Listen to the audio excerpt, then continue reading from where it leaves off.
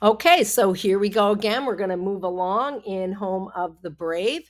We're moving into the next poem, which is called Lunch. This poem is on page 76. So read along with me. Again, remember to monitor my reading and your reading as we read together. And then afterwards, we're going to have plenty of time for you to discuss things with your book club group. I don't want to share too much of my thoughts because I want you to share your thoughts together. Lunch. After much schooling, a sound comes like a great bee buzzing. The bell means lunch, Mr. Franklin explains. He gives me a small piece of blue paper. This is for your food. Thank you very much, I say in my most polite English words. But I don't understand how the paper can help my noisy belly. You give the paper to the cooking people and they will give you food, Mr. Franklin explains. Tastes much better than paper. He laughs. Well, usually anyway. The eating room is grand with long tables and strange and wonderful smells. Many students chattering. I stand in a line, and soon kind white hatted people fill my plate high with food. Ahead of me, I see the snowball girl named Hannah from my building.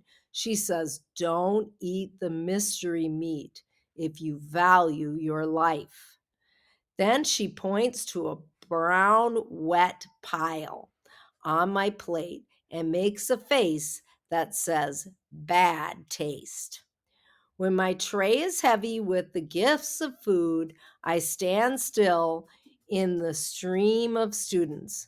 I didn't know where to go to enjoy my feast. Hannah waves. "Follow me," she says. And that's Oakley. You can probably hear him. He's resting. I'll tell you what. I'll tell you what's safe to eat.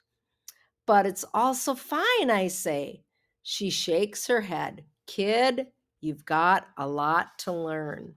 I will mention just one little thing because I think it's perspective that we need to think about. And remember, perspective is how you see things or how someone else sees things with their eyes.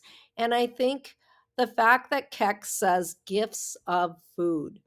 Food is a gift for sure. And I love that he has that perspective on something we oftentimes take for granted. So I think that is something really special. He's not thinking what doesn't taste good or what looks funny. He sees it as a gift. And I do love that part. So that's the end of lunch. And we'll move on to the next poem.